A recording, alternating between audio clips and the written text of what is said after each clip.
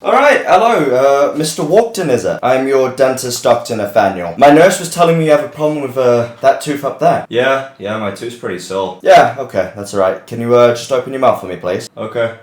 Did you just spit in my mouth? Yeah, I did. The question is, what are you gonna do about it? Nothing.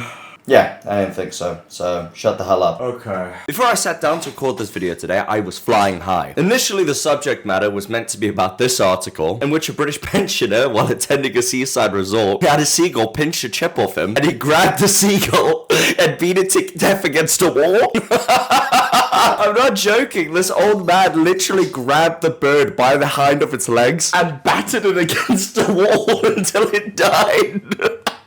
However, my touch of joy was unfortunately interrupted by a more modern story. I'm sure you're familiar with the Reddit drama that's currently going on, or did, in which a bunch of subreddits were essentially blacking out to protest the Reddit rising API costs. I did cover the entire situation in depth in a recent video, so if you want to get the whole hog and balls, I'll leave a link down below or a card will pop up. The caveman Cliff Note version of it goes something like this. Reddit, company, start. When companies start Reddit, no have app. Other people start apps. These apps use Reddit data, use Reddit content. This go on many moons, 7 years. Reddit eventually says, hey, we have our own app now. Why are we covering API costs so that these other websites can use our content? So Reddit tells other company, if you want to use content, ours, Reddit, you pay API costs. Reddit users no likey.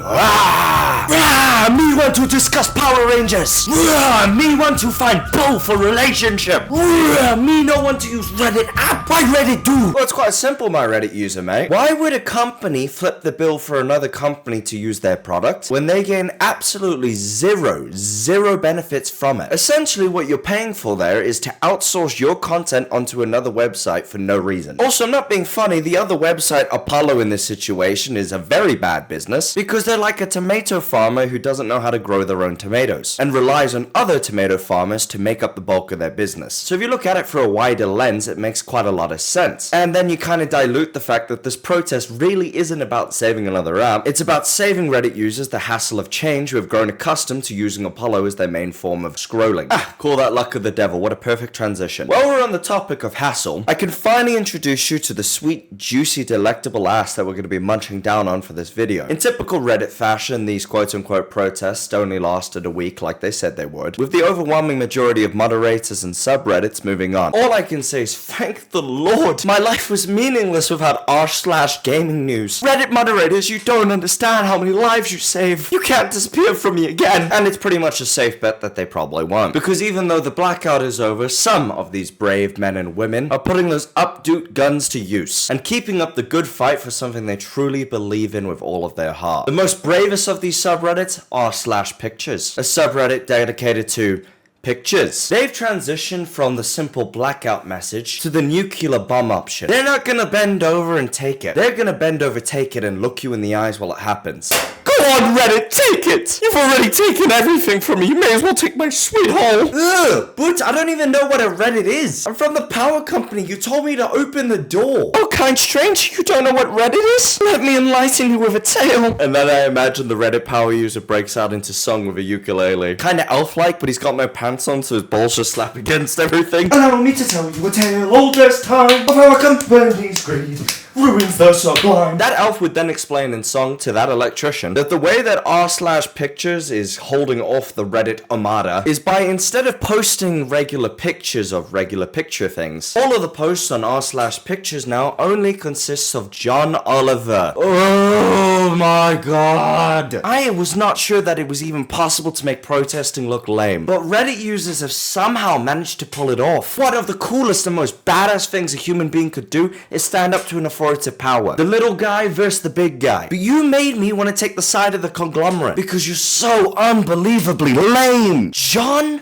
fucking Oliver. And do you want to know what makes this even worse? This wasn't even a decision made by a couple of individual moderators who thought they were funny. This was a decision made by the people who inhabit the subreddit. Because when the blackout time was nearing its end, they had a vote on whether or not everybody should just post John Oliver pictures, continue with the blackout, or just go back to their regular ways. And the majority chose John Oliver. This is absolutely no disrespect to Johnny Boy, but it's gonna sound hella disrespectful because it is. John Oliver's target audience is between between the age of 70 and dead. And I know nobody should ever say someone is not funny because comedy is completely subjective, but John Oliver writes jokes and punchlines for pseudo-intellectuals. For the people who think they're smart and have all sorts of political discussions, but in reality they need to just shut their troll mouths and go back under a bridge. Actually, now that I said that out loud, that kind of perfectly captures Reddit. Oh, sugar!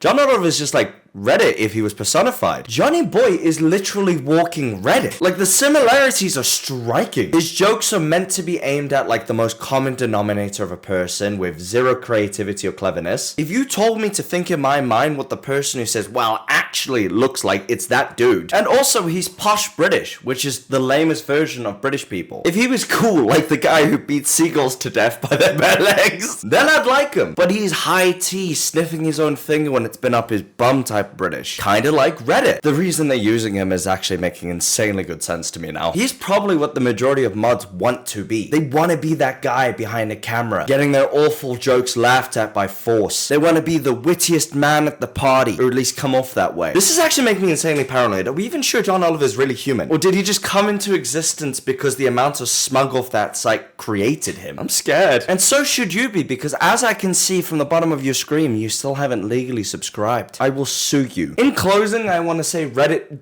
do better. Like, I don't know the secret to being funny. I was just born this way, as well as having a massive willy, but I'm sure it's like a thing you could work on. Do you know what would have been funnier than John Oliver? Posting images of the man who beat the seagull to death. I'm not messed up in that, I swear to God. It's just like the visual image of like some fat builder from Hull who probably wakes up at 4 in the morning before the sun even gets out, works as a tradie his whole life, and his only hobbies are drinking as well as watching football, going on his version of a classy holiday to like Blackpool Pier, and then getting so angry, so infuriated at a seagull stealing one of his chips. He beats it to death by grabbing it. That's my ship. The kid's like walking down the pier just seeing that. Why is that man doing that? God, I love the English sometimes, dude. Oh, quick thing before I go. Speaking of loving the English, your boy was at that Old Trafford game yesterday, North Macedonia v England. I gotta tell you, I've never seen anything like it. I was sat at a Witherspoons in Manchester across from like oldshirts.com or whatever, that football t-shirt site. Yeah, I'll put it up here, you'll figure it out. And the police had to escort all of like the North Macedonia fans from that old pub in the middle of Manchester. So as they were going past, they were just singing and singing. They were proud and they were cheerful, and then England put 3-0 in, and the crowd went quiet. And then England put 7-0 in, and nobody said a goddamn word. You could drop a pin needle over in that fan section and hear it from the other end of the stadium. Right, that's all I have to say, honestly. Thank you guys so much for watching, and I'll see you later. Bye-bye.